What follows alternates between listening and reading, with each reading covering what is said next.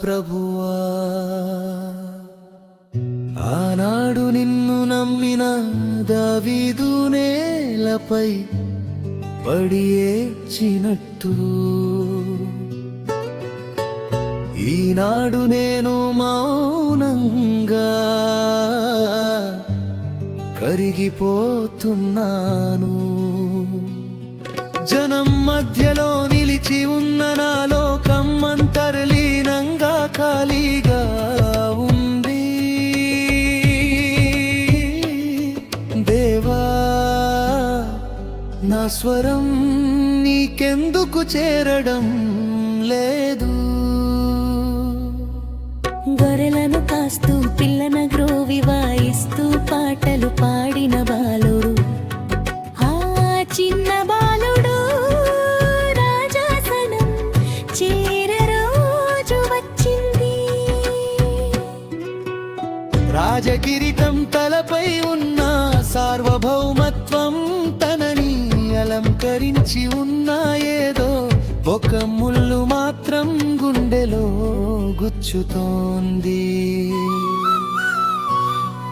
ఎన్నో గెలిచిన యుద్ధాలను గుర్తుంచుకున్న లోకం ఓడిపోయిన నిరవానిషీది రాత్రులను మాత్రం చూడలేదు. చప్పట్లు కొట్టిన చేతులే తర్వాత రాళ్ళు విసిరిన రోజులను చూశాడు.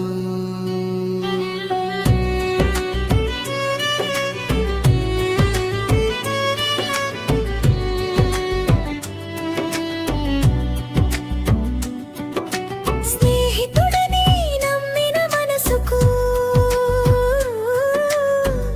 ద్రోహం కత్తిలా గుచ్చింది.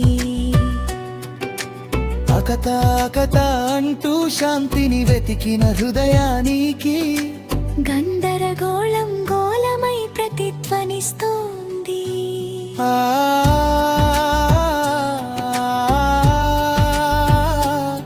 రాజు అయిన దావీదు కూడా మనిషే, ఏడ్చిన మనిషిగానే మిగిలిపోయాడు.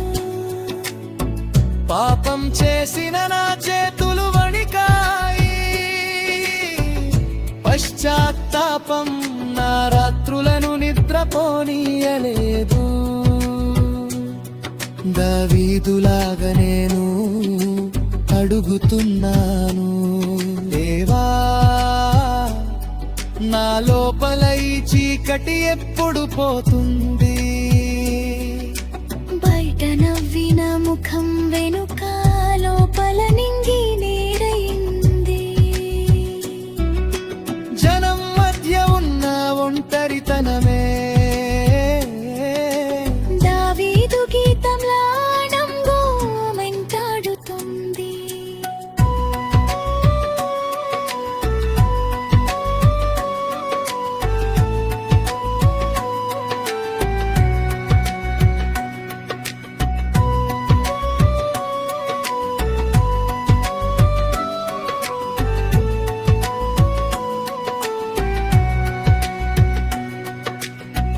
నా గుండె ఎండిన నేలలా మారింది.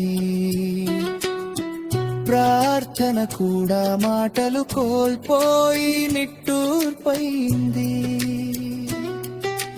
రాజు కన్నీళ్లు నేలపై పడినట్టు సాధారణ మనిషినైనా నా బాధ కూడా అదే. కాలం మారినా గాయం మారలేదు.